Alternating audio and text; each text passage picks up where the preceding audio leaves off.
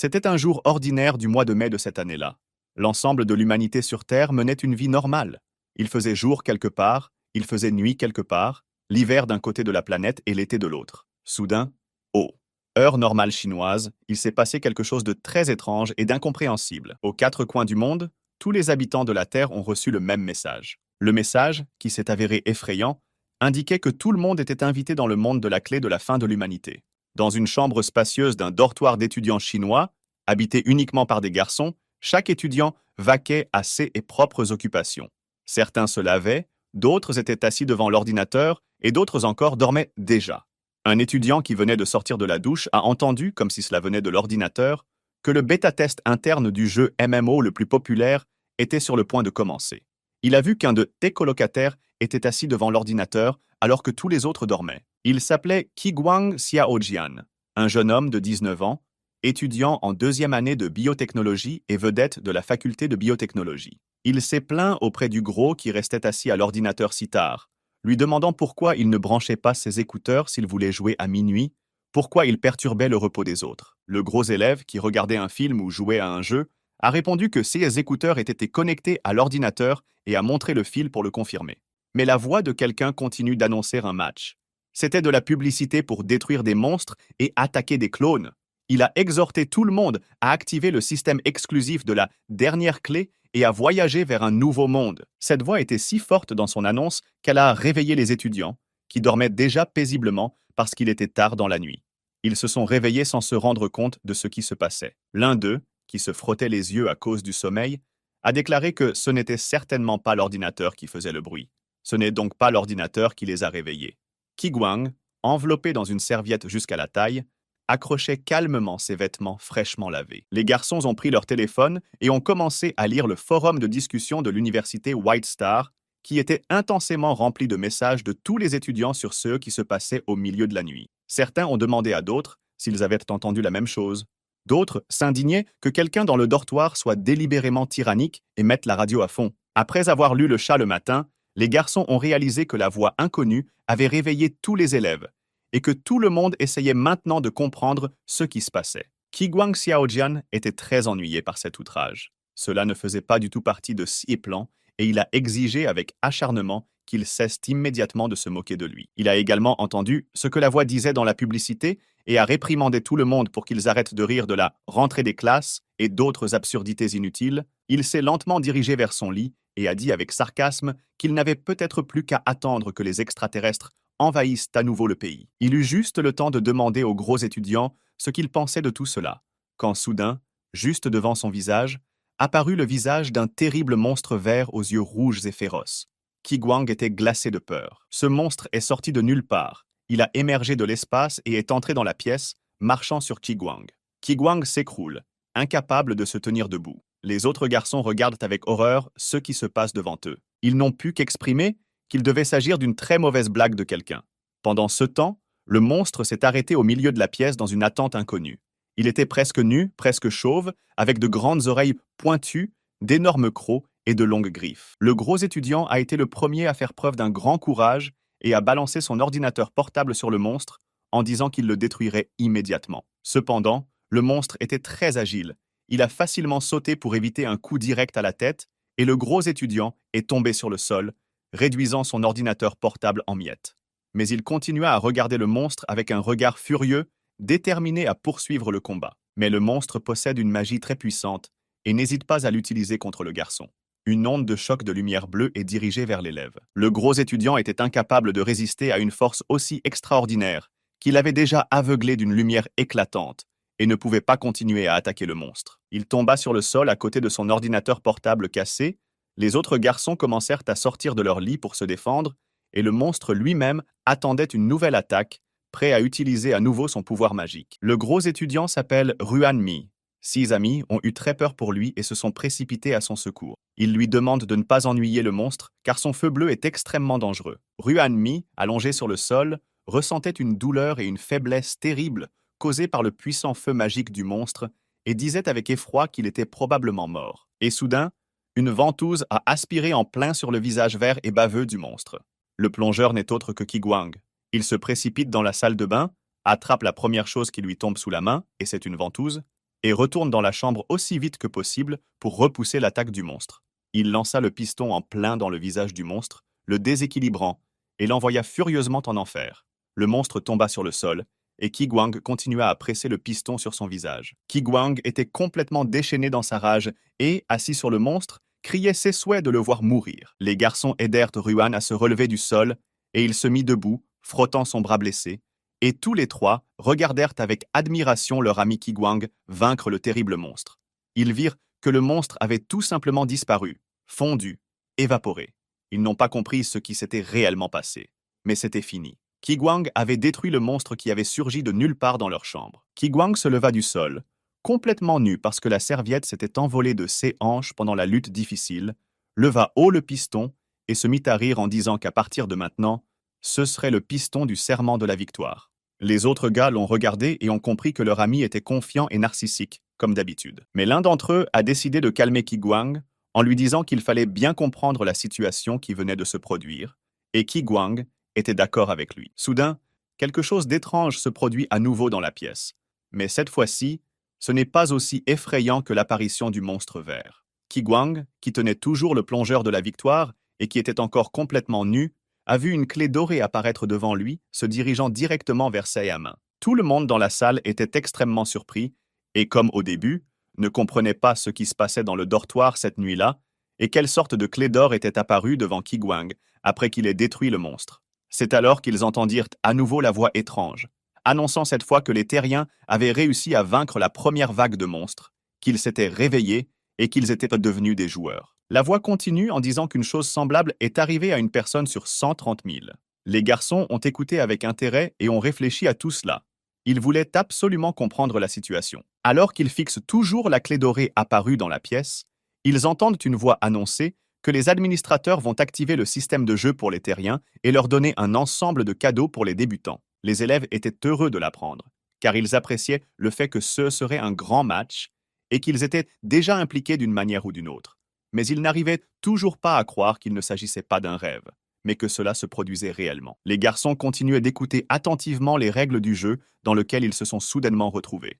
La voix disait qu'à l'avenir, d'autres terriens auraient également la possibilité de détruire le monstre et de devenir des joueurs, mais qu'ils ne recevraient plus de coffrets cadeaux. Les chances augmentent ou diminuent en fonction de la production des monstres. La clé d'or brille si fort qu'elle aveugle presque les garçons. Tous, sauf Qi Guang. La voix qui annonçait tout cela était puissante et majestueuse. Et tous les habitants de la Terre l'ont entendu.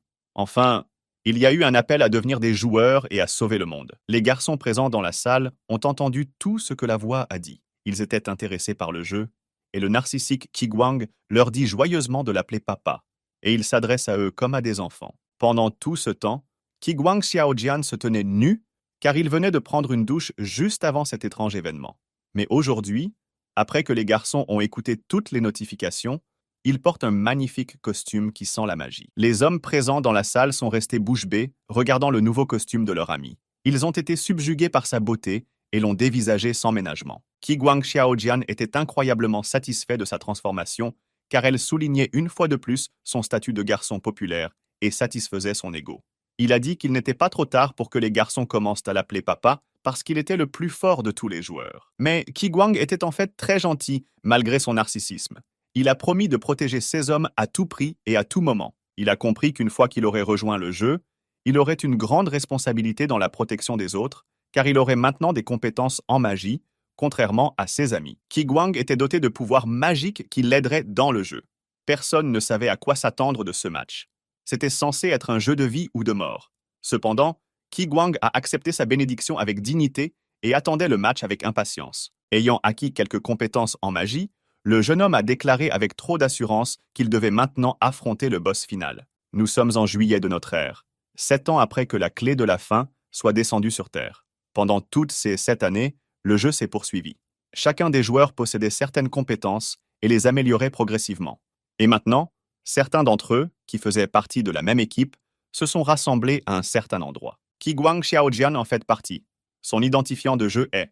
Et maintenant, il était sur le point de mener son équipe de la Guilde de l'Étoile Blanche, composée de 47 joueurs, pour défier le boss de rang SS, le cœur du désespoir du crépuscule. Dès le premier jour de son apparition, ce boss a coûté la vie aux joueurs.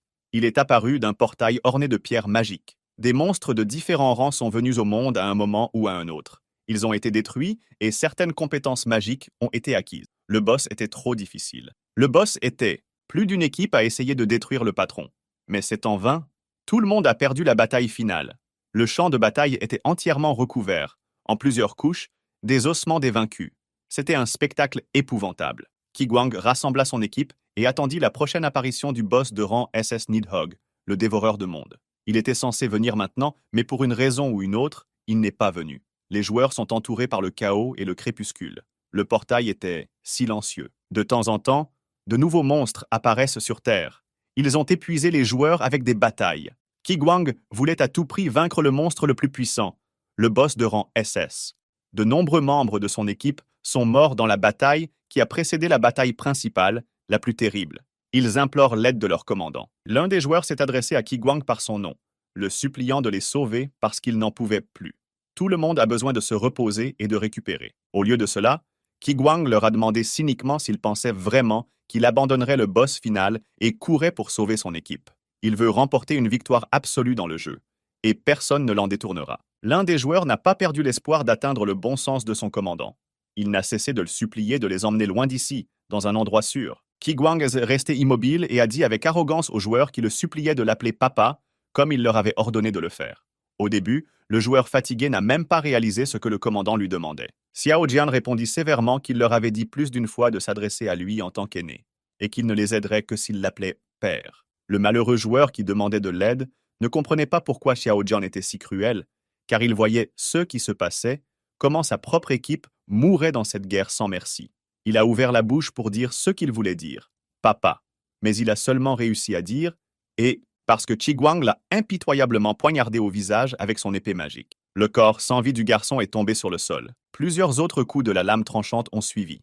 Le visage de Xiao Jiang était imperturbable et froid, ses yeux regardant furieusement devant lui. C'était un spectacle extrêmement effrayant. Kiguang cacha son arme, mit ses mains dans ses poches et continua d'attendre le dernier boss de rang SS comme si de rien n'était. L'un des joueurs, un gros étudiant nommé Ruan Mi, avec qui Xiao Jian avait partagé un dortoir il y a 7 ans et l'avait sauvé d'un monstre vert, a vu leur commandant tuer un autre joueur de sang-froid. Horrifié par ce qui s'est passé, il crie frénétiquement à Kiguang, lui demandant s'il est sain d'esprit pour agir de la sorte. Il voulait ajouter quelque chose d'autre en s'adressant à son commandant avec défi, mais il n'en a pas eu le temps. Les yeux de Kiguang brillaient d'un éclat prédateur et les remarques de Ruan Mi ne lui plaisaient pas du tout. Il voulait aussi le punir pour sa désobéissance. Il le poignarde alors avec 3 lames magiques qui transpercent le gros homme et lui ôtent la vie. Kiguang saisit Ruan par les cheveux et l'entraîna, traînant son corps convulsif à travers le champ. Puis il l'a jeté face première dans la boue et a dit que le gros homme était paralysé depuis longtemps et qu'il était couché dans le cercueil de la guilde. Alors que Kiguang traverse le champ parsemé de cadavres, il aperçoit un autre joueur, Murong Xiao. Il s'est approché de lui et lui a parlé doucement. Regardant Murong dans les yeux, il lui dit qu'il serait heureux de lui ôter la vie, et pas seulement le sien. Recourant à sa magie, Xiao Jian lança des langues de feu sur le dernier joueur vivant du terrain, qui le brûlèrent sans pitié. Après en avoir terminé avec tout cela, il constata calmement et cyniquement qu'ils étaient tous le dernier obstacle au combat final contre le boss final. Alors qu'il se parlait à lui-même, Kiguang Xiaojian vit un point noir apparaître au loin, s'approchant rapidement de lui. Le ciel était rempli de couleurs rouges flamboyantes, comme si des flammes y dansaient. Il y a eu un grand rugissement. Kiguang pouvait entendre le battement d'ailes puissantes. C'était le dernier boss de rang SS à apparaître sur le champ de bataille pour combattre un humain. Le boss final de rang SS possédait une puissante magie de feu. Il s'apprêtait à attaquer Kiguang et lâcha une boule de feu dans sa direction. Xiao Jian observe calmement les actions du monstre surpuissant. Il a dit qu'il était fatigué depuis longtemps de toutes ces batailles sans fin. Il se dirigea hardiment vers l'attaquant, le dernier boss de rang SS, en plein dans la masse brûlante et ardente. Et dans son esprit, il était déjà couché dans son lit, en train de boire un coca. À l'époque, Kiguang voulait jouer à des jeux simples et légers sur des gadgets. Mais pour l'instant, il s'est lancé avec confiance dans la bataille finale, en utilisant toutes ses compétences magiques. Une bataille féroce est sur le point de commencer. Xiao Jian s'apprêtait à infliger des blessures mortelles à l'ennemi en lui assénant des coups tranchants, affirmant que pour vivre sans souci, il devait simplement détruire le monstre. Kiguang a audacieusement défié le dernier boss de rang SS, en lui criant d'attaquer. Après tout, c'est pour cela qu'il est descendu au sol. D'un seul coup de poing surpuissant, le courageux et impitoyable Xiao Jian a neutralisé le monstre. Enfin, tout est terminé. Qi Guang tomba au sol, épuisé, car il avait épuisé toutes ses ressources pour la bataille finale, et dit avec déception qu'il avait été entraîné là-dedans, lui aussi. Les souvenirs lui reviennent de la façon dont toute l'équipe de la guilde White Star a entamé le voyage vers la victoire dans le jeu dirigé par lui. Lorsqu'il était étudiant, Qi Guang Xiaojian menait une vie plutôt dissolue. Fêtes, filles, alcool. C'était un homme populaire à l'université. Maintenant, après un combat acharné contre le dernier boss de rang SS, il s'écroulait, épuisé et moralement déprimé, sur le sol, sa vie entière défilant devant ses yeux. Et il s'imaginait même perdre la dernière bataille, car c'était son destin. Et malheureusement, c'est sa fin. Comme il est terrible de tomber dans l'abîme maintenant, sans savoir ce qui nous attend là-bas, au-delà de la réalité. Oui, Qi Guang était en train de dire adieu à sa vie. Il se souvient des moments passés avec ses amis, de leurs rencontres, des situations cocasses, de leurs personnages, de leurs voix. Aujourd'hui, ils ont disparu. Comme Ruan Mi était drôle et directe, la même grosse étudiante qui aimait jouer aux jeux vidéo et restait assise devant l'ordinateur pendant de longues périodes alors que tout le monde dormait depuis longtemps. Une voix venue de quelque part interrompit le silence dans lequel Qi Guang était plongé et dit clairement, d'une manière intemporelle, que le Nidog du crépuscule du cœur du désespoir avait été vaincu. Et c'est sur le même ton intemporel qu'il a félicité Qi Guang Xiaojian, ID, pour son titre de seul tueur de dragons au monde. On a ensuite annoncé que le jeu était terminé pour Qi Guang Xiaojian, ID. Précision. En l'an AD, Qi Guang Xiaojian a défié le boss de rang SS, Heart of Despair of Twilight, et le bêta-test interne du jeu Key to the End s'est terminé le même jour. Il pleuvait à verse. Tout le monde vaquait à ses occupations. Rien n'a changé sur la planète Terre. La vie a continué comme si de rien n'était. Mais de nombreux héros sont morts et ne reviendront jamais à la vie. En l'an 2000, Morong Xiao remplaça son ami Qi Guang Xiaojian, mort dans la bataille finale, à la tête de la guilde de l'Étoile Blanche. Comme le combat final avec le boss final avait déjà eu lieu et que ce dernier avait été vaincu, les joueurs du monde entier ont commencé à se battre les uns contre les autres. Les joueurs de la guilde White Star se sont battus avec succès contre d'autres joueurs et le royaume White Star a été fondé cette année-là. Le royaume se développa, devint plus fort et les joueurs remportèrent de nouvelles victoires, si bien que l'année suivante, Murong Xiao changea le nom du royaume en Empire de l'Étoile Blanche et se proclama empereur. Le document officiel indique clairement que la nouvelle ère appartient au passé et que l'humanité est entrée dans l'ère de l'Étoile Blanche. La vie a continué comme si de rien n'était. Comme avant, les gens vaquent à leurs occupations, s'amusent, sont tristes, travaillent, se reposent. L'Empire se renforce encore. En l'an de l'ère de l'Étoile Blanche, l'humanité a de nouveau reçu un message. Il a dit que c'est un grand honneur pour eux d'informer les habitants de cette planète que le bêta-test interne du jeu MMO le plus populaire, Key to the End, est sur le point de commencer. Tout le monde a écouté. Il a également été annoncé que le jeu a été mis à jour avec la version de la clé de l'illumination. Cela signifie qu'il y aura de nouveaux monstres avec de nouvelles qualités et capacités. Les joueurs allaient être confrontés à de nouveaux défis, à de nouveaux succès et à de nouvelles défaites. La voix monotone souhaite à tout le monde de tirer le meilleur parti du jeu. L'humanité, qui a vécu dans le jeu pendant des siècles, est maintenant, une fois de plus, soumise à l'épreuve sanglante du feu. Tout brûlait vraiment du feu de l'enfer. C'est à ce moment-là qu'un joueur inconnu apparaît soudainement. Il était courageux et imperturbable. C'est pour lui que le titre de seul tueur de dragons au monde a été activé. Le seul tueur de dragons au monde, celui qui tue le dragon devient lui-même un dragon. Celui qui tue le dragon est destiné à rester avec lui pour toujours. Est-ce une bénédiction ou une malédiction? Tant que le dragon noir Nidog est en vie, le joueur ne meurt pas, mais reçoit le statut permanent de rêve de dragon. L'empereur de l'Empire de l'Étoile Blanche ne comprenait pas ce qui lui arrivait. Soudain, il se retrouva dans une belle prairie verte, où il faisait si bon et si calme, et il ne comprenait pas comment cela s'était passé ni où il se trouvait. Il aperçoit alors près de son visage une étrange boule jaune avec des jambes qui le salue gentiment.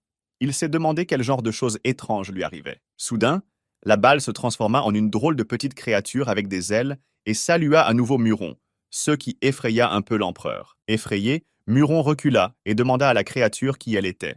Après tout, Muron pensait qu'il s'agissait peut-être d'une sorte de monstre nouvellement découvert. Comme si de rien n'était, la créature dit qu'elle est l'assistante de Muran et qu'elle le servira. Le petit malfaiteur tourna autour de son maître en disant que seul le joueur qui avait remporté la première place pouvait bénéficier d'une aide spéciale, et que c'était là son unique avantage par rapport aux autres joueurs.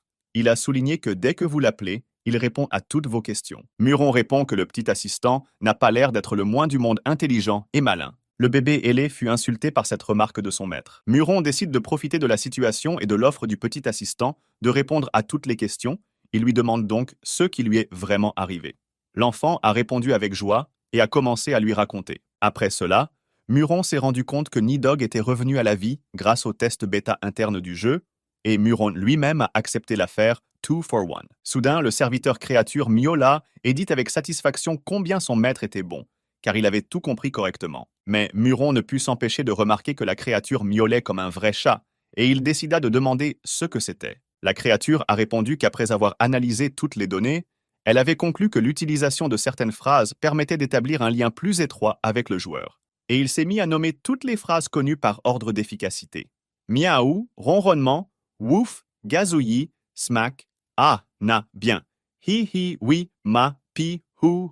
Muron l'a attrapé et lui a crié avec irritation qu'il en avait assez de prononcer des mots différents. Il continua à interroger l'enfant sur ce qui l'intéressait et lui demanda ce qui arriverait au monde si le dragon noir ne mourait pas. Le gamin a plissé le front d'une drôle de façon et l'a mystérieusement informé qu'il avait des données. Il a calculé qu'avec une probabilité de 1%, il y a une chance. Dans 70 ans, les flammes du dragon noir Nidhogg détruiront 10% de la Terre et moins de 8% des gens survivront. Le petit garçon poussa un miaou joyeux et commença à rassurer son maître en lui disant de ne pas s'inquiéter, car il avait installé un système de combat de dragons et donnait à son maître les instructions les plus précises sur la façon de combattre le dragon. Muron lui demanda d'un air menaçant ce qu'il comptait en tirer. La petite créature demanda si le maître ne comprenait pas ce qu'il tirerait des capacités de l'enfant. Muron commença à préciser que, selon le gamin, moins de 8% de la population mondiale survivrait. Alors qu'est-ce que cela avait à voir avec lui, puisqu'il partageait la vie avec le dragon en deux? Il poursuit cyniquement en demandant si le gamin n'a pas compris que Muron travaillait sans récompense. Le petit garçon s'illumine alors de joie, dit qu'il y aura une récompense et commence à lui raconter les richesses qui attendent le vainqueur. Il a précisé que la récompense serait une énorme quantité d'expérience, de la monnaie du jeu, les meilleurs livres de talent et de l'équipement légendaire. Il a ensuite ajouté que la chose la plus importante serait que son assistant tueur de dragons prenne la responsabilité de ses descendants. Muron est stupéfait par la dernière déclaration de son serviteur au sujet des descendants. Le petit garçon lui demande alors avec enthousiasme s'il n'a pas oublié de lui parler d'autre chose, à savoir de la descendance. Le garçon commence à lui raconter ce qui s'est passé. Qiguang Xiaojian, Idaho, en mars de l'année AD, à 1h01 selon l'heure terrestre, est devenu père avec succès. Une femme a donné naissance à un beau bébé. Le bébé a dit que c'est Muron qui a introduit le chromosome X et un ensemble de gènes. D'un point de vue scientifique, vous êtes donc le père biologique de ce bébé. Muron écoutait et secouait la tête de plus en plus, et le gamin continuait. Il a précisé que la fille de Muron avait grandi et donné naissance à 2 garçons et une fille. Ils ont eu une descendance et les gènes se sont transmis de génération en génération pendant les 1000 ans qui ont suivi. Un germe de désastre. La quête accompagnant le boss du dragon noir de niveau SS, Nidhogg. Avant que le dragon ne se réveille, la quête est marquée d'un certain niveau. Pendant ce temps, en ville, dans l'une des boutiques, ils ont acheté une potion de guérison au stand de tir. Le commerçant, assis sur une chaise et lisant un livre, a dit qu'un flacon de potion coûterait 1000 devises de jeu. Mais si l'acheteur prenait 10 bouteilles à la fois, il était prêt à donner 950 bouteilles par bouteille. L'acheteur était une jeune femme qui offrait au vendeur une chose pour 20 bouteilles de potion. Elle a ajouté que c'était tout ce qui lui restait de ses parents. Alors que le vendeur examine le bijou que lui a remis la jeune femme, un inconnu encapuchonné s'approche d'elle et lui demande si elle est de la région. Il l'informa joyeusement qu'il cherchait la maison de la famille Qiguang et qu'elle pouvait lui indiquer comment s'y rendre. La jeune femme répond à voix basse que toute la famille est morte. Cette nouvelle a stupéfié Muran. C'était l'étranger au manteau. La jeune femme poursuit en disant que l'étranger est arrivé trop tard. Tous les membres de la famille de Qiguang sont décédés il y a plusieurs années. Enfin, le vendeur de potions médicinales, qui avait déjà examiné l'objet de valeur que lui avait donné la jeune femme, s'avança et déclara que cet objet, fait d'un alliage inconnu, ne valait vraiment rien et qu'il ne pouvait en donner que 12 bouteilles. La jeune femme s'est empressée d'attraper le sac de médicaments que le vendeur lui avait préparé et s'est rapidement enfuie. Muron tente de l'arrêter. Le petit assistant de Muron, qui accompagne toujours son maître, dit savoir avec certitude qui est la jeune femme. Le vendeur de médicaments prend une loupe et continue d'examiner attentivement l'objet avec lequel la jeune femme vient de le payer. L'objet ressemblait à une pièce de monnaie sur laquelle le vendeur a vu une étrange gravure, des gens dansant au milieu des nuages sous une grande étoile. Se frottant le menton, le vendeur rusé se moqua cyniquement de la jeune femme, la traitant de naïve, car l'objet n'était rien d'autre que l'insigne de la guilde Qiguang Xiaojian, qui existait il y a plus de 2000 ans. Il est surpris qu'elle l'ait donné si facilement. Muron et son assistant sont partis. L'assistant a essayé de discuter avec Muron, il voulait clarifier quelque chose d'autre ici au magasin. Pendant ce temps, le vendeur de la potion médicinale regardait dans sa poche et se demandait où il avait pu trouver autant de pièces d'or. Et tout cela a été fait par Muran et son assistant. Ils avaient se pris le précieux badge de guilde de Qiguang Xiaojian et avaient laissé au vendeur plus de 1000 pièces d'or. Muran est très mécontent de cette décision. Mais le petit poète l'a rassuré en lui disant de ne pas s'inquiéter autant, car il devait se concentrer sur autre chose maintenant. Pendant ce temps, la jeune femme qui avait acheté les bouteilles de potions s'est enfuie de la boutique, regardant derrière elle de peur d'être suivie. Cependant, le garçon qui l'a rencontré au magasin, Muron, a couru après elle et lui a demandé de s'arrêter. Il voulait savoir si toute la famille de Qiguang était vraiment morte ou s'il restait quelqu'un en vie. La jeune femme cria frénétiquement et avec excitation pour que Muron arrête de la poursuivre. Muron l'a tout de même rattrapé car il devait lui parler. Soudain, il y eut une attaque inattendue venant de quelque part, contre laquelle Muron protégea la jeune femme. Elle est restée à ses côtés. Plusieurs objets pointus se sont écrasés sur la route, dégageant de la fumée autour d'eux. Muron s'arrête et ordonne aux assaillants de sortir. Les portes massives commencèrent à s'ouvrir lentement et une lumière brillante fut visible à partir de là. Soudain, une énorme épée de feu se mit à descendre vers Muron à une vitesse incroyable. Muron ne sait pas ce qui se passe, mais il parvient à repousser l'attaque. Puis il se tourne à nouveau vers la jeune femme. Il a vu qu'elle était en état de choc après ce qui s'était passé et a essayé de lui crier pour lui demander si elle allait bien. La jeune femme, qui respire difficilement, ne peut dire un mot. Seuls de légers gémissements intermittents sortirent de sa poitrine en même temps que sa respiration. Muron aperçoit ses agresseurs. Il s'agissait des joueurs de la famille de Chen qu'il détestait. 16 joueurs sont apparus par la porte ouverte et ont ri tranquillement et avec satisfaction. Muron a répondu qu'il ne s'était pas vu depuis trop longtemps. La jeune femme se cache derrière lui, n'osant pas regarder dehors. Mais soudain, elle a dit son nom, Qiguang Xiaoya. C'était son nom et elle montrait maintenant son vrai visage. Muron, prise au dépourvu par cette surprise, balbutie et demande si c'est vrai. Et bien sûr, il a noté que la jeune fille savait se déguiser. Il regrette cependant que le niveau du sujet soit trop bas. Mais ils ont été interrompus par un représentant de la famille Chen qui est venu les accueillir à bras ouverts. Il allait leur dire quelque chose d'important, selon lui. Puis, il a levé le doigt. Muron entendit alors le cliquetis d'armure et d'armes métalliques et vit qu'une section de joueurs armés avançait vers eux. En fait, il y avait plusieurs unités. Ils ont encerclé Muran et Xiaoyu dans la cour, entièrement équipés et armés. Leur commandant, un représentant de la famille Chen, a déclaré que personne ne la protégerait cette fois-ci. Qiguang Xiaoya se rend compte que sa situation est extrêmement mauvaise. Mais Muron s'est alors précipité à son secours, affirmant que l'agresseur n'aurait pas pu amener plus de personnes ici. Il a essayé de protéger Xiaoya. Xiaoya a essayé de l'arrêter en lui tenant la main, mais Muron a dit qu'il s'en chargerait lui-même et qu'elle devrait observer attentivement ce qu'il ferait. Il réunit toutes ses compétences magiques et avertit hardiment les assaillants qu'il s'occupera d'eux rapidement. Un cercle magique enflammé se forma à l'endroit où se tenaient Murong et Xiaoya. Elle était si brillante qu'elle aveuglait tout le monde. Personne ne pouvait s'en approcher. Les guerriers, qui étaient prêts à attaquer Murong il y a quelques secondes, furent choqués par la rapidité avec laquelle tout s'était passé et où les personnes qu'ils étaient censés détenir avaient disparu. Un représentant de la famille Chen a déclaré, déçu, qu'il avait personnellement fait une erreur de calcul. Xiaoya a utilisé le parchemin de téléportation pour sauver Muron et elle-même. Pendant ce temps, Muron et Xiaoya ont déménagé dans un endroit apparemment plus sûr. Xiaoya, tombant à terre parce qu'elle n'avait pas eu le temps de s'arc-bouter, ne se souciait que de ne pas casser les flacons de la potion dont elle avait tant besoin et pour laquelle elle avait payé un prix exorbitant. Lorsque Muron est revenu à lui, il a déclaré qu'il était prêt à attaquer les agresseurs. Il ne s'attendait pas à ce que Xiaoya utilise le parchemin de téléportation. Se levant du sol, Xiaoya ordonna à Muron de cesser de la suivre et de ne plus réapparaître dans la ville. Elle a également ajouté que l'agresseur était un membre de la famille Chen, qu'il était très fort et que Muron ne pourrait pas le vaincre. En quittant le site d'atterrissage, Xiaoya regarda Murong une fois de plus pour le remercier de lui avoir sauvé la vie et lui dit que si elle vivait, elle lui rendrait certainement l'appareil. Muron est très heureux de cette reconnaissance. Il a dit que puisqu'il s'était téléporté, il n'était pas nécessaire de s'enfuir maintenant. Il était tranquillement accroupi lorsqu'il entendit un bruit, parmi lequel il put distinguer les mots disant qu'ils avaient été retrouvés et qu'ils étaient prêts à attaquer à nouveau, car ils étaient en infériorité numérique. Xiaoya a couru aussi vite qu'elle le pouvait, réalisant qu'elle devait survivre en toutes circonstances, même si elle est seule. Serrant les bouteilles de potions précieuses contre sa poitrine, elle savait qu'elle serait confrontée à de nombreux dangers en chemin.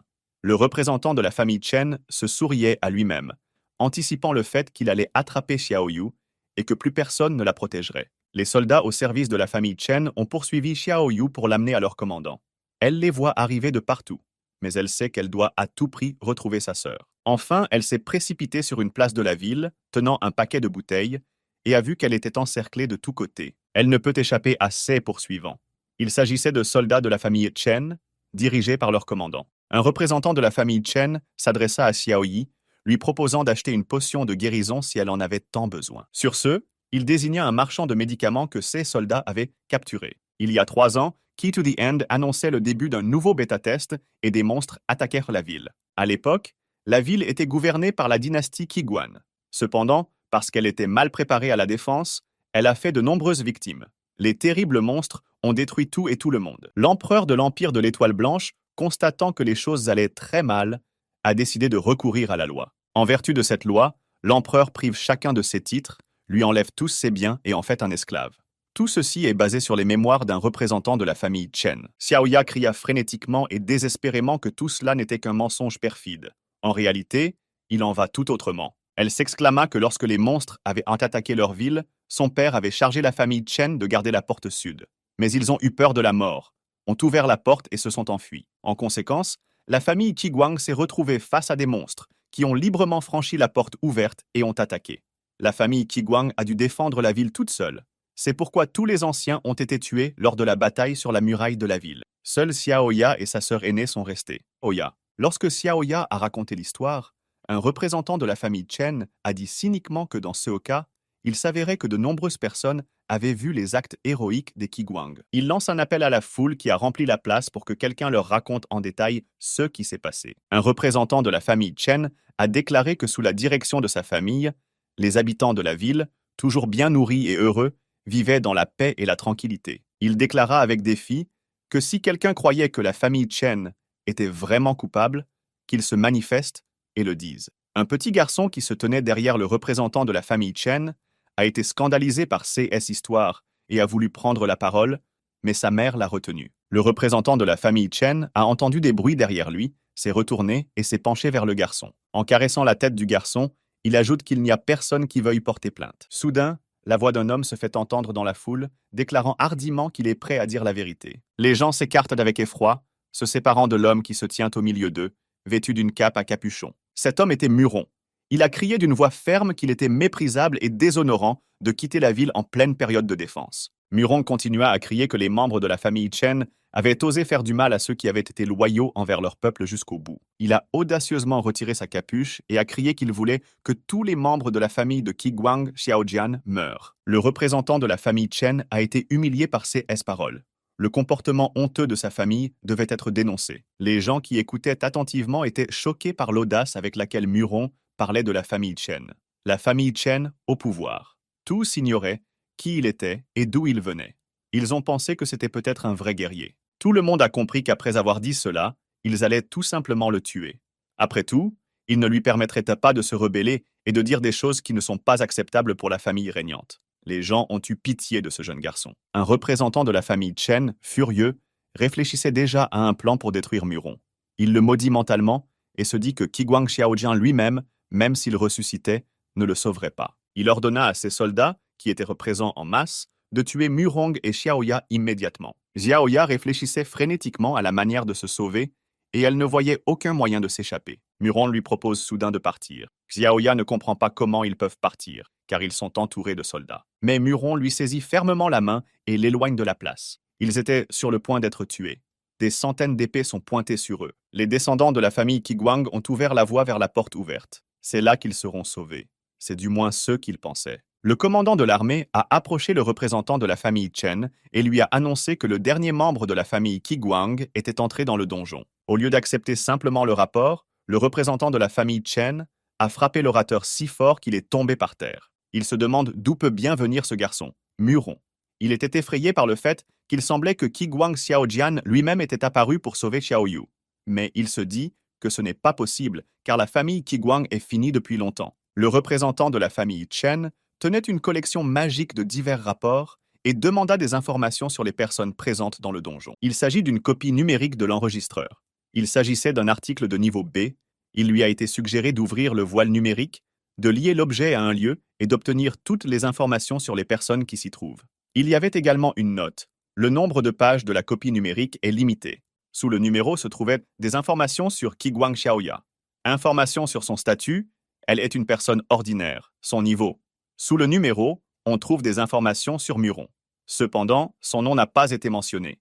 Seule la ligne concernant son statut indiquait qu'il s'agissait d'un joueur. Son niveau n'est pas non plus connu. Le représentant de la famille Chen était très en colère de ne pas pouvoir en savoir plus sur ce type étrange qui, pour des raisons qu'il ignore, avait pris la défense de Qiguang Xiaoyu. Il se demande comment il pourrait obtenir au moins quelques informations sur lui. Après tout, il devait le combattre. Et le registre a montré que Murong avait emmené Xiaoyu avec lui, loin de la ville. Les combattants et les partisans de la famille Chen ont également vu où Murong et Xiaoya étaient allés.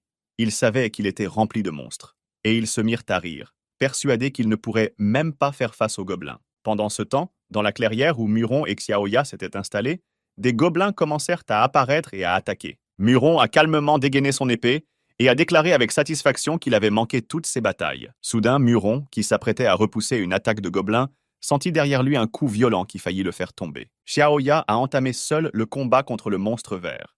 Elle s'est bien débrouillée avec le gobelin, et Muron n'a même pas eu le temps de donner un coup d'épée. Après avoir détruit le monstre, Xiaoya commença à réprimander Muron pour qu'il ne pense même pas à combattre un monstre de niveau 5, car il n'avait pas encore détruit un seul slime. Contrairement aux jeux normaux, la clé de la fin de l'humanité commence au niveau 0, où le joueur n'a aucune compétence. Sans aide, les débutants peuvent facilement mourir à ce stade. C'est le piège du niveau 0. Xiaoya se demanda si Murong était vraiment devenu un joueur. Murong répondit vivement à Xiaoya qu'il pouvait s'occuper des monstres tout seul, ce à quoi Xiaoya l'arrêta en disant qu'il n'en était pas question. Elle se tient la tête et dit avec tristesse qu'elle ne sait pas quand il est devenu joueur, mais qu'il a agi comme s'il s'était endormi avant le début de la bêta. Et il est fort probable qu'il ne se soit pas encore réveillé, parce qu'il n'a pas les idées claires. Muron se rendit compte qu'il y avait une différence entre les gardes de la ville et les monstres de bas niveau du donjon. Selon Xiaoya, les gens ordinaires peuvent être facilement vaincus par la force brute, alors que pour combattre les monstres, il faut s'appuyer sur les compétences et l'équipement de combat. Muron a demandé si elle était une personne et non une joueuse. Xiaoya sort son arme pour la montrer à Muron et dit que c'est sa grande sœur qui la lui a donnée. Comme Muron est un joueur, il peut consulter la description de cette arme. C'était un pistolet sanguinaire, un objet de niveau A. Il avait besoin d'être nourri de son propre sang et de récolter la vie de ses ennemis. Il utilise le sang de son propriétaire comme source d'énergie. Une piqûre nécessite au moins 1 millilitre de sang, et plus la quantité de sang utilisée est importante, plus la piqûre est puissante. Cette arme peut être utilisée par des personnes ordinaires. L'arme est liée à son propriétaire après la première utilisation. Il ne peut pas être transféré. Et il ne peut pas être vendu. Muron a vu l'arme se recharger en sang et a demandé avec sympathie à Xiaoyu si elle lui faisait mal. L'attaque des gobelins se poursuivit et ils furent de plus en plus nombreux à apparaître. Muron a compris qu'il ne pouvait pas gaspiller ses tirs. Il pensait que si Xiaoya utilisait 1200 millilitres de sang, sa vie serait en grand danger. Elle ne dispose donc que de 120 tirs. Pendant que Xiaoya tirait sur les gobelins, Muron a décidé de lui demander quels étaient ses projets d'avenir. La jeune fille sort une bouteille vide et dit que ce qui se passe a des avantages. Pendant ce temps, les gobelins continuaient d'attaquer et de mourir à cause du canon assoiffé de sang. Elle a dit que les petits monstres étaient susceptibles de laisser tomber des potions faibles avec des effets de guérison, ainsi que des parchemins de téléportation. Elle espérait qu'ils trouveraient peut-être même un équipement pour Muron qui soit à son niveau.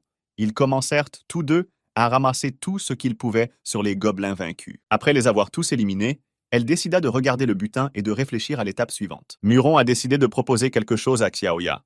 Elle est prête à écouter son offre. Le gars a dit qu'il avait obtenu sa clé de la fin de l'humanité dans le donjon. Et il a eu une idée géniale pour que Xiaoya devienne elle aussi une joueuse.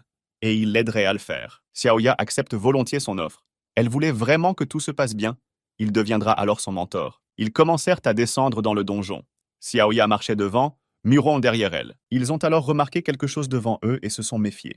Ils se sont arrêtés pour vérifier. Dans l'immense grotte, ils aperçoivent 2 sorties. Celle de gauche mène à une terrible réalité couverte de feu et de fumée. Celui de droite mène à un monde vert et lumineux très attrayant. Sur la gauche, tout était terriblement sec, mort, effrayant et triste. À droite, il était vert, fleuri, joyeux et vivifiant.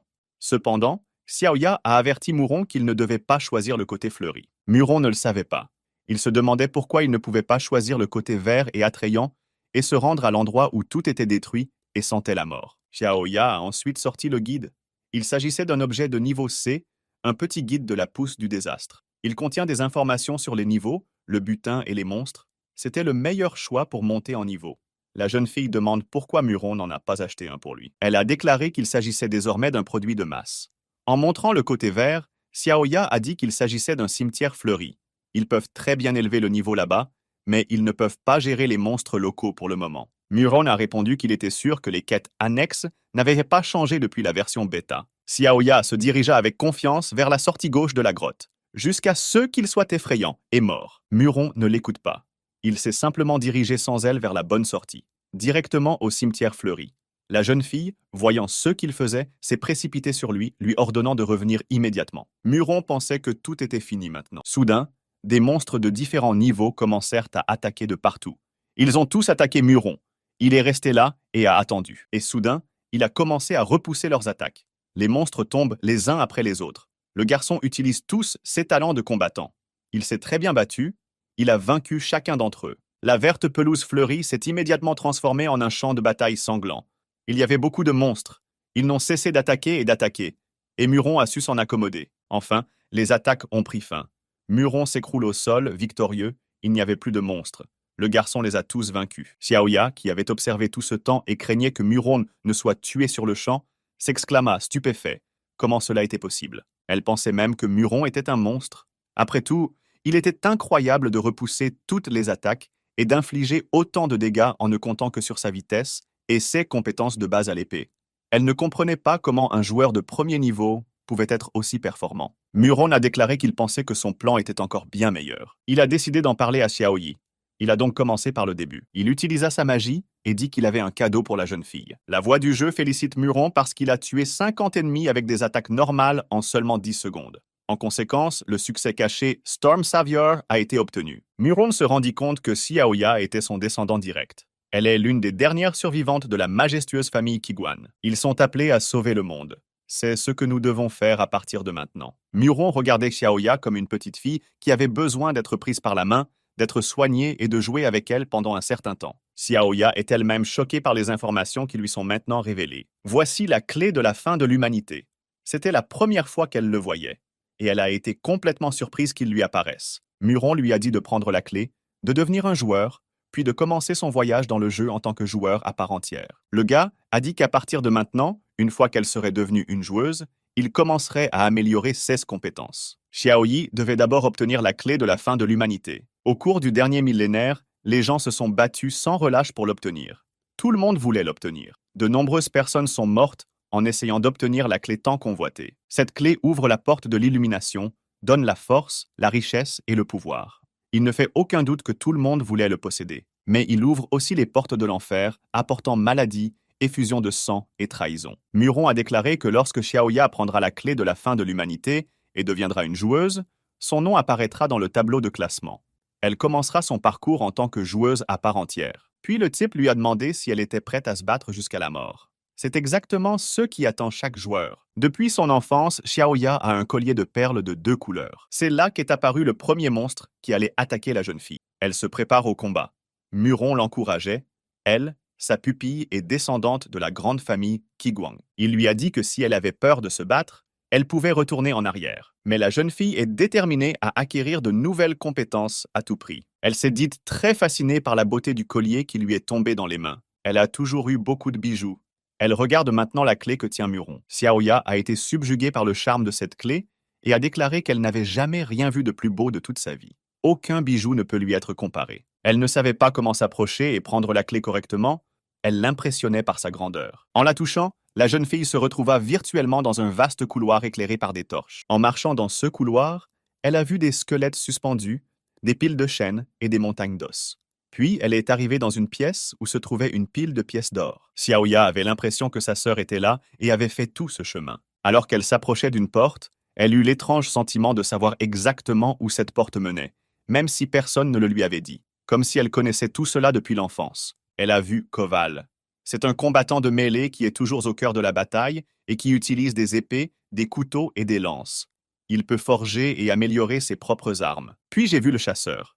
C'est un combattant à distance qui attaque de loin à l'aide d'arcs et d'arbalètes. Il se sent bien dans les bois. Il est spécialisé dans le tir de précision et peut décider de l'issue d'une bataille en un seul tir précis. Le suivant est le barde. Il s'agit d'un combattant de soutien qui utilise des instruments de musique pour renforcer ses camarades et affaiblir ses ennemis. Il est indispensable à toute équipe. Jardinier. Un combattant conscrit qui a rassemblé sa propre armée d'animaux et de plantes magiques. Il sort toujours indemne d'une bataille. Assistant. Un mage combattant qui inflige d'énormes dégâts avec cesse et sort. Son corps fragile est doté d'une force incroyable. Descendant du soleil. Un favori du soleil lui-même qui donne à toute chose le vrai silence. Le gardien de la nuit éternelle. Le favori des étoiles et de la lune qui s'est fait un sombre serment. Xiaoya savait exactement ce dont elle avait besoin. Elle a compris depuis longtemps son choix. Elle a donc tendu la main pour prendre la clé de la fin de l'humanité. Elle est sûre de ce que l'avenir lui réserve. C'était le choix conscient d'un homme courageux, un vrai descendant de la famille Qiguang. La clé lui a donné du pouvoir, lui a permis de commencer le jeu et d'acquérir de nouvelles compétences. Elle a choisi de devenir la gardienne de la nuit éternelle. Elle devient la favorite des étoiles et de la lune. Xiaoya entre officiellement dans le jeu en tant que gardienne de la nuit éternelle. Elle a également dû prêter serment. Un sombre serment.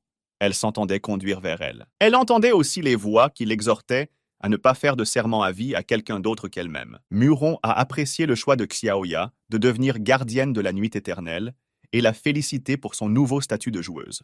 Il s'est rendu compte, en tant que mentor, qu'il devait maintenant la former à de nouvelles compétences. Qiguang Xiaoyi, la gardienne de la nuit éternelle, s'est donc vue attribuer un identifiant, et son nom a été ajouté à la liste des joueurs unifiés. Le jeu a commencé pour elle. Un jeu qui dure depuis des centaines d'années. La jeune fille est invitée dans le monde de la clé de la fin de l'humanité. Tous les joueurs ont reçu une notification indiquant qu'un nouveau joueur avait rejoint le jeu. Il est également arrivé dans un appartement où, après une nuit de tempête, un joueur essayait de reprendre des forces. Une jeune fille était allongée dans son lit, attendant les ordres de son maître. Soudain, une forte explosion retentit. Le feu a éclaté par la fenêtre. La fenêtre elle-même a été soufflée avec son cadre dans la rue. L'explosion a tué la jeune fille et son propriétaire est resté là à regarder la main qui avait causé le problème. Il était furieusement en colère pour une raison ou une autre. Rien ne lui plaît. Le feu apparaît encore et encore sous sa main. D'une voix frénétique, il cria le nom de Chen Shi. Il a crié qu'il se fichait de la façon dont Chen Shi faisait quelque chose, mais qu'il devait le faire. Il utilisa sa magie d'oiseau de feu pour envoyer un message aux représentants de la famille Chen, disant qu'il devait tuer la fille immédiatement. Tous ceux qui soutenaient par la famille Chen avaient compris que le seul moyen de détruire la jeune fille était de descendre eux-mêmes dans le donjon. Chen Shi a demandé au capitaine s'il voulait bien l'accompagner, ce à quoi le capitaine a répondu par l'affirmative. Chen Shi utilisa ensuite le parchemin d'explorateur, un objet de niveau A, et entra dans le donjon avec son équipe. Comme le jeu permettait à tout le monde de savoir ce qui se passait, où et à qui, ces informations sont également parvenues à Xiaoyi et Muron. Ils savaient maintenant que leur poursuivant était déjà dans le donjon. Muron ouvre son guide et tente d'esquisser les étapes suivantes. Il n'y avait pas une minute à perdre. Il vit que s'il passait au troisième niveau, il se retrouverait dans le repère du désastre, où repose Nidhogg. Mais maintenant, ils doivent résoudre quelque chose. Alors que Muron lisait et réfléchissait à ce qu'il allait faire, un énorme monstre gris aux yeux rouges apparut soudain devant eux. Il haletait de colère et voulait attaquer. C'était un portier de troisième niveau. Avant, c'était une véritable bête de l'enfer, mais maintenant, c'était un zombie géant. Son haleine empestait la puanteur. Quelqu'un qui se tenait derrière un énorme rocher a également vu le zombie géant apparaître. C'était l'un des poursuivants. Il savait qu'il s'agissait d'un boss de niveau 15 et que les joueurs novices ne pourraient pas l'affronter. Ce chasseur s'est rendu compte qu'il était très dangereux de se trouver en avant-garde. Mais il voulait vraiment en finir avec Murong et Xiaoyu, car dans ce cas, il serait certainement promu. Et peut-être que même les Chen commenceraient à l'apprécier. Pendant ce temps, le combat de Xiaoya contre le zombie se poursuit. Muron, en tant que mentor, lui a dit ce qu'il fallait faire. Il a dit qu'il ne suffisait pas d'esquiver, mais qu'il fallait interrompre les attaques du monstre par des fentes. La gardienne de la nuit éternelle sortit son pistolet et s'apprêta à l'utiliser. Un coup de feu retentit. Le zombie est touché mais continue d'attaquer. Xiaoya repousse ses attaques. Muron remarque que la jeune fille se déplace avec raideur, mais elle est déjà très courageuse. Il se souvint avec nostalgie de la façon dont il avait formé les nouveaux membres de la guilde il y a longtemps. Elle lui manque déjà beaucoup. Détruire les monstres permet non seulement d'augmenter le niveau du joueur, mais aussi de libérer son potentiel. Muron voulait tout apprendre à Xiaoyu avant de se réunir avec Nidhogg. S'habituer à la douleur et au saignement est la première étape pour devenir un joueur. C'est pourquoi il n'épargnera en rien la jeune fille. Xiaoya s'est battu courageusement contre le zombie. C'était un monstre très fort. Il était très difficile pour la jeune fille de repousser ses attaques. Bien sûr, Muron avait déjà décidé d'aider Xiaoya. Il a utilisé ses talents de magicien et s'est joint au combat. D'un coup de poing puissant, il frappa le zombie en plein milieu des yeux, sautant sur son énorme visage. Après avoir détruit le zombie, Muron n'a repris ses esprits qu'à ce moment-là, se justifiant de ne pas avoir voulu le faire, et son corps s'est précipité dans la bataille. Le gardien de la nuit éternelle se réjouit de ce spectacle. Elle voulait apprendre à le faire elle-même. Le zombie a été vaincu par le pouvoir de la magie. Muron est descendu au sol. Depuis que le monstre a été détruit, des trophées sont immédiatement apparus à sa place, et ils ont dû les trier, car ils pouvaient en tirer quelque chose de précieux. De plus, à la suite de la première bataille, Xiaoya est monté en grade. Le premier niveau lui donnait la compétence Épée de l'ombre, suivi des deuxième, troisième et quatrième niveaux. Le cinquième niveau lui permet d'acquérir la compétence Manœuvre de l'ombre. Xiaoya était très heureuse d'avoir pu atteindre le cinquième niveau d'un seul coup. Muron est d'accord avec elle et s'en réjouit. Il rit, disant que c'était un gâchis d'avoir éliminé ce zombie avec tant d'habileté. Xiaoya était extrêmement heureuse d'avoir un tel mentor et l'a sincèrement remercié, même si elle ne savait pas qui il était vraiment. La jeune fille dit à Muron de prendre tous les trésors dont il avait besoin. Le garçon a répondu qu'il n'en avait pas besoin. Pendant ce temps, le poursuivant qui allait détruire Xiao Yu et Muron a vu ceux qu'il poursuivait détruire un monstre zombie de niveau 15. Il ne comprenait pas comment Muron avait pu tuer ce zombie en un seul coup. Il savait qu'un joueur du 30e, non, même pas du 40e niveau ne pourrait pas l'achever aussi rapidement. Il avait peur et voulait sortir de là le plus vite possible. Pendant ce temps, Muron et Xiaoya se reposaient de la récente bataille. Muron a demandé à la jeune fille si elle avait obtenu la capacité des chaînes d'ombre. Il lui a dit de l'activer immédiatement. Il a ajouté qu'il devait être activé pendant 4 heures. C'est ce qu'a fait le gardien de la nuit éternelle. En utilisant la capacité magique des entraves de l'ombre pour s'entraîner, Xiaoya rattrapa son poursuivant. Muron était heureux de constater qu'ils avaient dit maintenant de la viande fraîche pour s'entraîner. Mais c'est alors qu'elle a commencé à serrer son arme encore plus fort. Le harceleur ne s'arrête pas, il doit continuer à la combattre.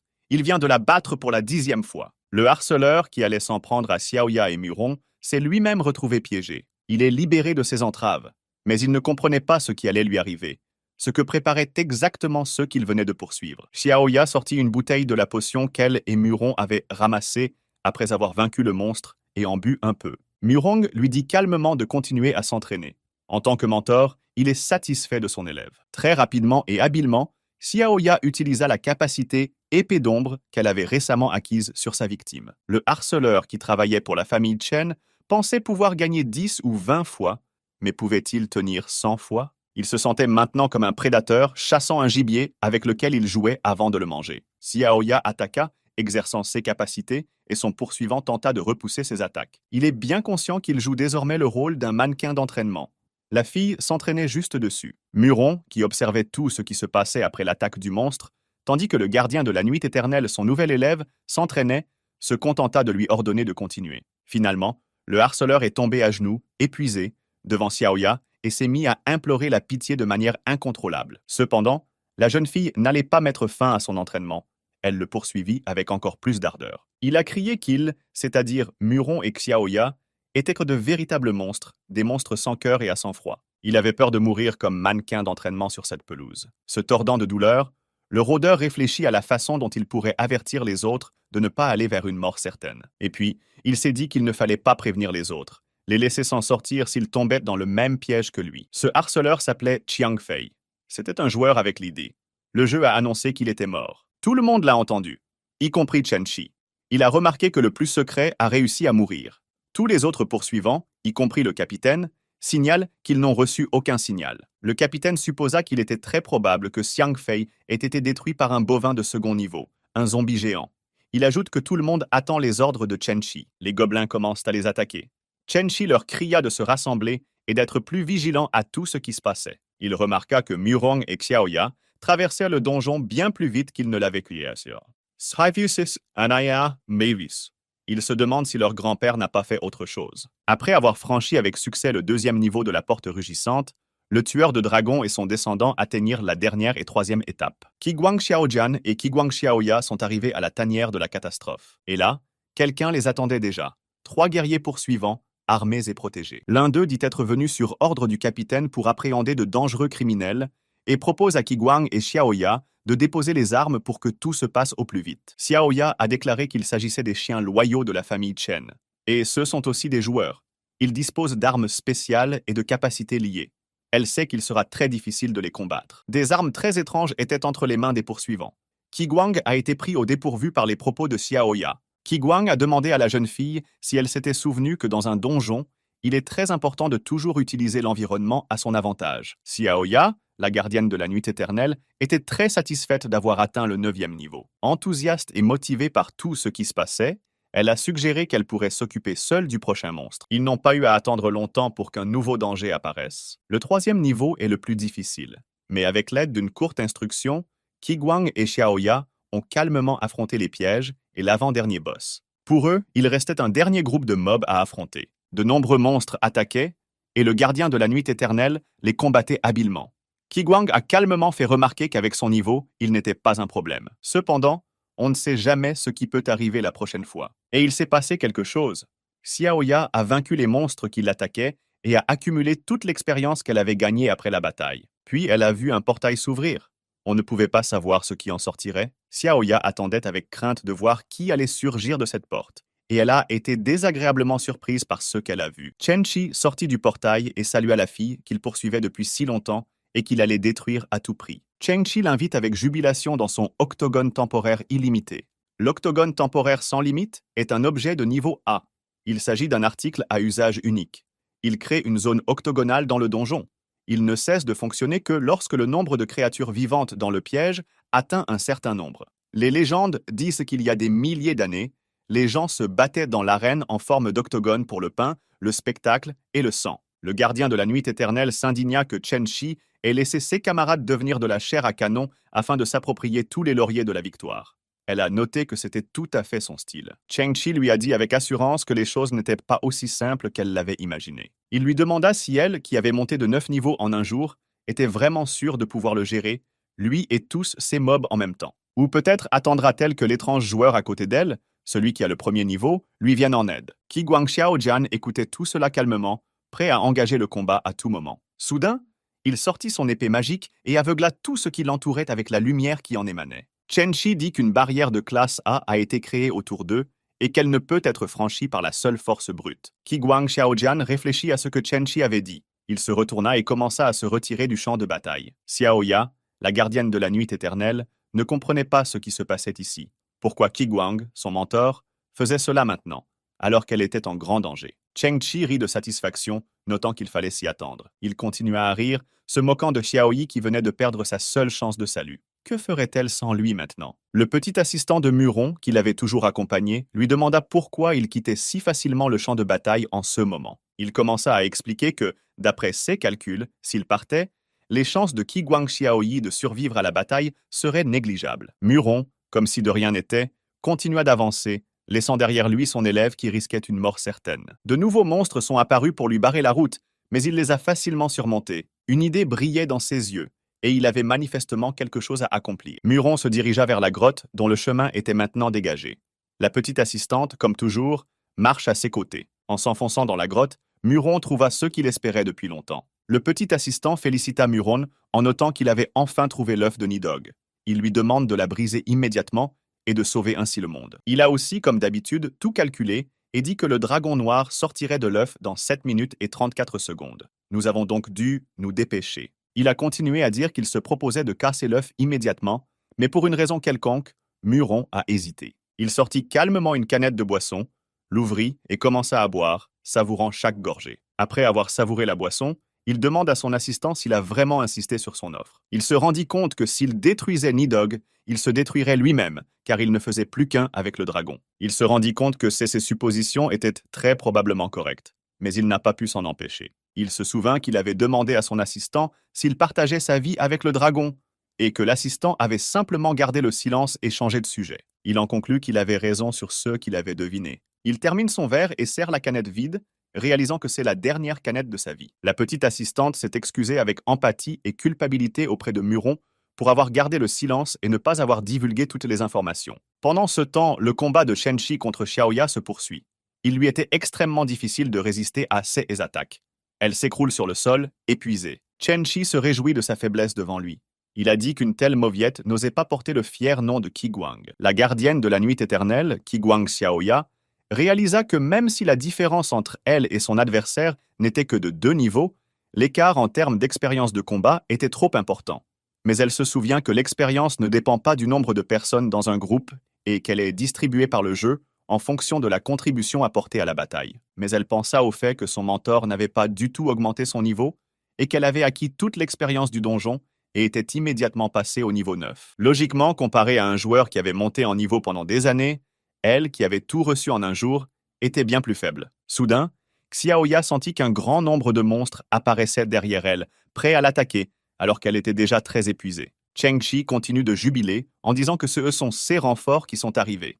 Il se rendit compte qu'il n'avait pas blessé un seul monstre dans le donjon, et tous s'attaquèrent exclusivement à Xiaoyu. Le représentant de la famille Chen-Chi a encouragé les monstres à attaquer Xiaoyu. Pendant ce temps, la jeune fille les repousse courageusement. Chen-Chi était sur le point de quitter le champ de bataille par le portail qu'il avait utilisé pour arriver ici, laissant les monstres finir le travail. Les monstres continuaient d'attaquer la gardienne de la nuit éternelle, et elle utilisait habilement toutes les capacités qu'elle avait acquises ici. Tout n'a pas été couronné de succès.